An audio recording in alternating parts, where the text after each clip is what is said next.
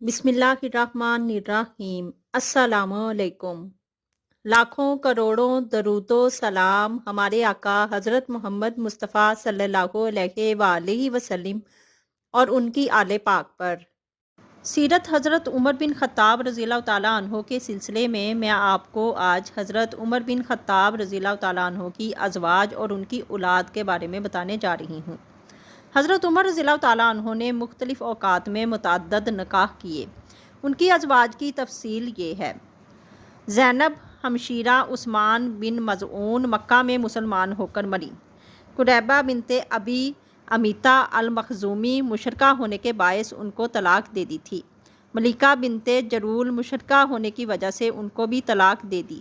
جمیلہ کسی وجہ سے ان کو بھی طلاق دے دی۔ عاتقہ بنت زید، ان کا نکاح پہلے عبداللہ بن ابی بکر رضی اللہ تعالیٰ عنہ سے ہوا تھا، پھر حضرت عمر رضی اللہ تعالیٰ عنہ کے نکاح میں آئیں۔ ام کلثوم رسول اللہ صلی اللہ علیہ وآلہ وسلم کی نواسی اور حضرت فاطمہ رضی اللہ تعالیٰ عنہا کی بیٹی تھیں۔ حضرت عمر رضی اللہ تعالیٰ عنہ نے خاندان نبوت سے تعلق پیدا کرنے کے لیے 18 ہجری میں 40,000 مہر پر نکاح کیا۔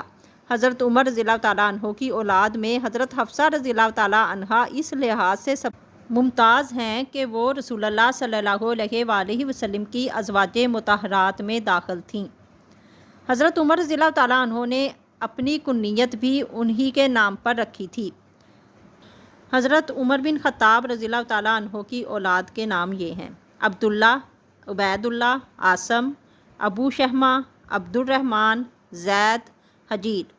ان سب میں عبداللہ، عبید اللہ اور عاصم اپنے علم و فضل اور مخصوص اوصاف کے لحاظ سے نہایت مشہور ہیں۔ اپنی اگلی ویڈیو میں آپ کو بتاؤں گی کہ عہد فاروقی کا نظام سلطنت کیسا تھا، حضرت عمر فاروق رضی اللہ تعالیٰ عنہ نے کون کون سے محکمے بنائے اور نظام سلطنت کیسے چلایا۔